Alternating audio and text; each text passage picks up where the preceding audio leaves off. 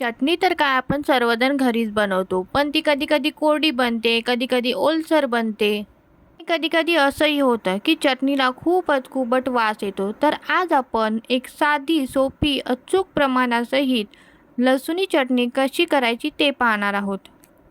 हे बघा, जर अचूक प्रमाणासहित आपण ही चटणी बनवली, तर याला छान असं टेक्स्चर देखील येतं.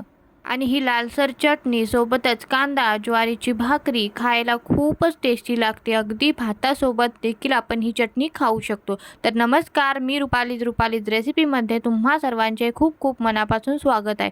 तर आज आपण लसूणी चटणी कशी बनवायची ते पाहणार आहोत. तर त्यासाठी मी इथे कढईमध्ये छान असं 1 वाटी शेंगदाणे घेतलेले आहेत.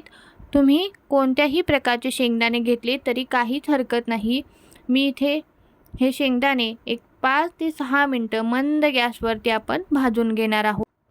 एक 2-2 मिनिटांनी आपण याला छान असं सतत हलवत छान हलके ब्राऊन होईपर्यंत हे शेंगदाणे भाजून घेणार आहोत. आता मी इथे 7 ते 8 किंवा तुमच्या आवडीनुसार तुम्ही इथे लसूण घालू शकता. मी इथे थोडंसं कमीच लसूण घातलेलं आहे, पण तर टेस्ट देखील अगदी चविष्ट लागते. आता लसूण आणि शेंगदाणे सोबतच हलके आपण भाजून घेणार आहोत. शेंगदाणे भाजताना मंद गॅसवरती शक्यतो भाजायचे, जेणेकरून ते आतपर्यंत भाजले जातील आणि याचा जो वास आहे तो खमंग येईल. आता यामध्ये आपण अर्धी वाटी जे सुकं खोबरं असतं ते घालणार आहोत. इथे मी किसलेलं सुकं खोबरं अर्धी वाटी घातलेलं आहे. ते देखील आपण छान असं शेंगदाण्यासोबत भाजून घेणार आहोत. हलके भाजायचे आहेत.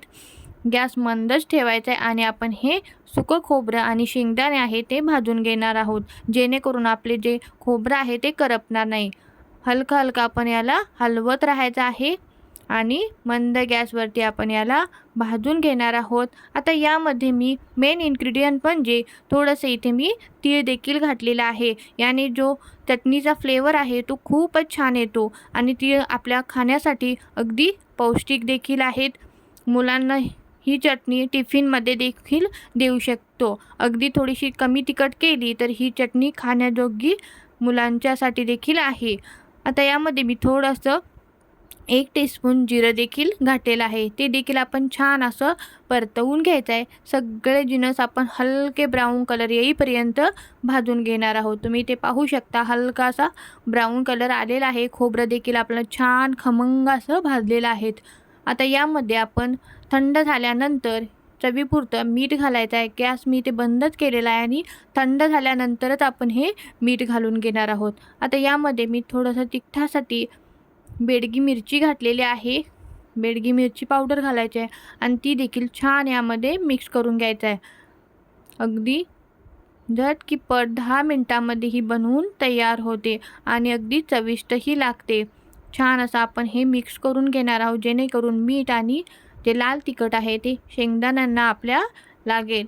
सर्व जे घटक आहेत ते आपण थंड झाल्यानंतर चटणी आणि मीठ घालायचं आहे. आता एका मिक्सरच्या भांड्यामध्ये हे सगळं काही काढून घेणार आहोत आणि याचं दरदरीत असं वाटण तयार करायचं आहे. तुम्ही इथे पाहू शकता, मी छान असं जाडसरच याचं वाटण तयार केलेलं आहे. तुम्ही याला खलबत्त्यामध्ये बारीक केलं तरी देखील चालेल, पण याचा जाडसरच कूट खायला खूप छान लागतो. त्यामुळे वाटताना याला अगदी जाडसरच असं वाटायचं आहे आणि आपली खाण्यासाठी ही छान अशी चविष्ट लसणाची चटणी तयार झालेली आहे. तुम्ही एका एअर टाईट कंटेनरमध्ये याला भरून ठेवू शकता आणि अगदी 2 ते 3 महिने ही चटणी आरामात टिकते. अगदी भाकरीसोबत, पोळीसोबत, अगदी पराठा असो किंवा भातासोबतही आपण ही चटणी खाऊ शकतो. आजची रेसिपी कशी वाटली कमेंट करून नक्की सांगा आणि व्हिडिओ आवडल्यास व्हिडिओला लाईक करा. चॅनलवरती जर नवीन असाल तर चॅनलला सबस्क्राईब करायला विसरू नका, जेणेकरून माझे नवनवीन व्हिडिओज रेसिपीज तुमच्यापर्यंत पोहोचू शकतील. आणि आता व्हिडिओ कसा वाटला ते देखील कमेंट करायला विसरू नका. पुन्हा भेटू अशाच एका नवीन व्हिडिओमध्ये नवीन रेसिपीसह. तोपर्यंत बाय बाय.